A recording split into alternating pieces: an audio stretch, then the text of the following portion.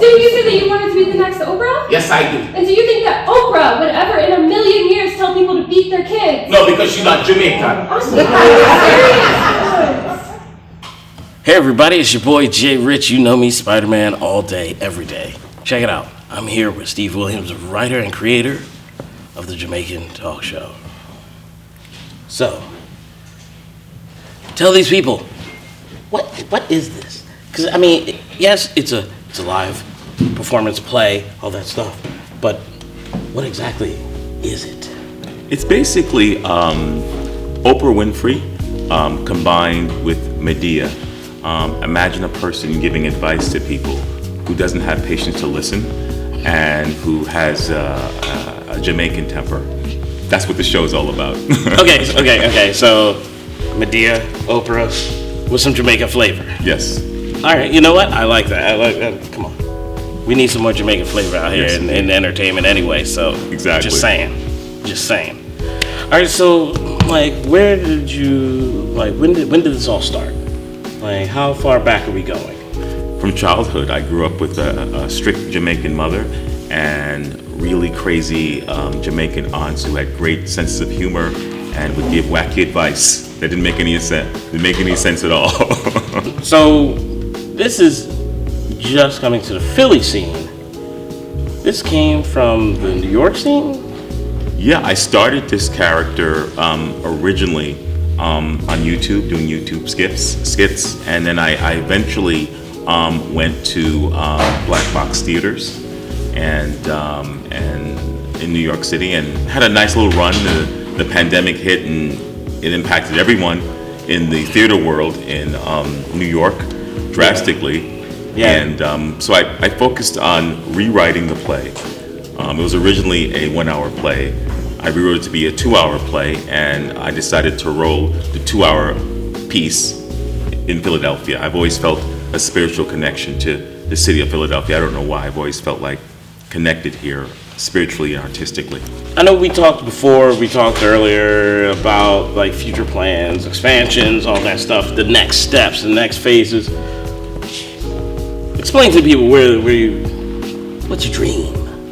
Oh, the dream basically is to take this character across the country. That's my next goal, is to tour.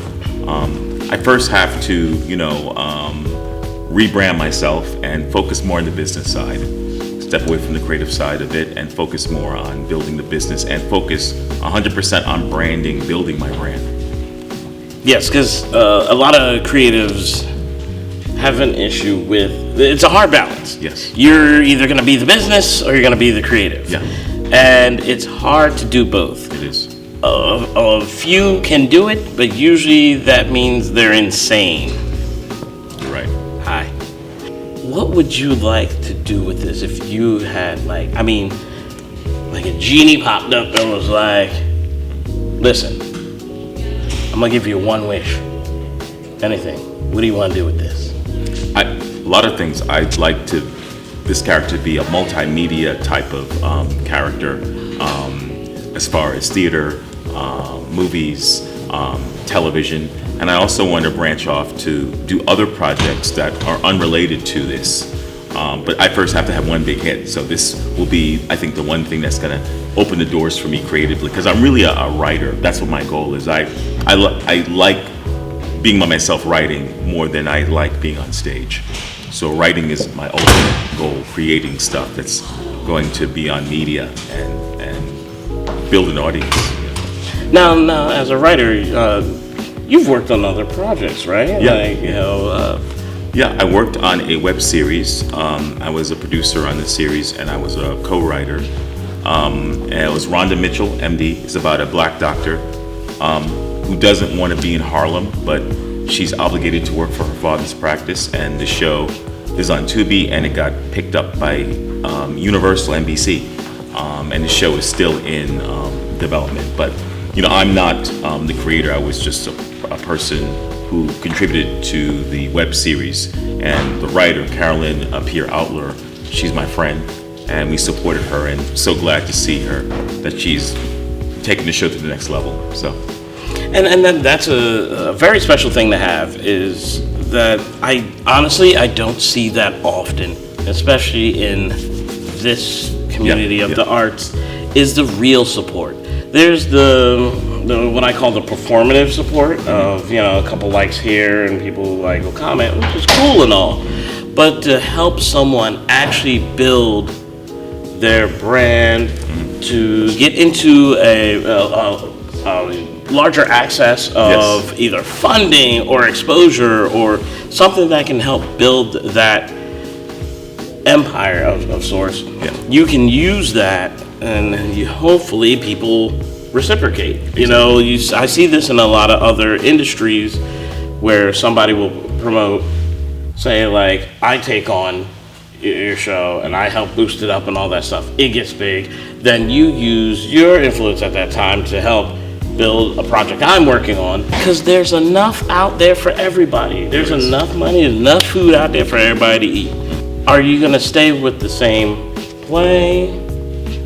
Are you gonna make new stories with it? Remember earlier we talked about how this has like a Medea kind of vibe and all that stuff, and there's different, you know, storylines, different plays. Are you gonna do different like storylines that branch out to, I guess, create more of the character's background? That's an excellent question. I want to spend more time with this one story because not everyone has seen it. I haven't done this play in over 3 years, and the pandemic slowed me down. I had really good momentum. The pandemic slowed me down, so I'm going to focus more on this story. Not enough eyeballs have seen this story, and then once I get to a level where I get, you know, sponsorship and funding and working with a promoter, then definitely I will branch this story off into different things. But my goal is ultimately to write other things outside of the Bomba Claudie, Miss Bomba Claudie world, which is this character. I'd like to branch off and write TV sitcoms and movies and everything. That's ultimately, you know, what I want to do is just be everywhere, yeah. And then bouncing back to the creative and the business aspect, it is difficult to be a creative and handle the business because you have to have a different mindset to be in business mode and to be into the business realm.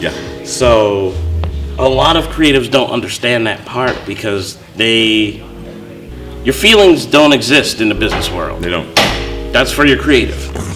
And you have to be able to shut off your feelings and conduct business. Again, all your info I'll put down in the description. You can follow everything down there. All right, and you know what? Thank you for having me around on this. Thank you. I want to, see more of this. I want to see this grow and expand. Great.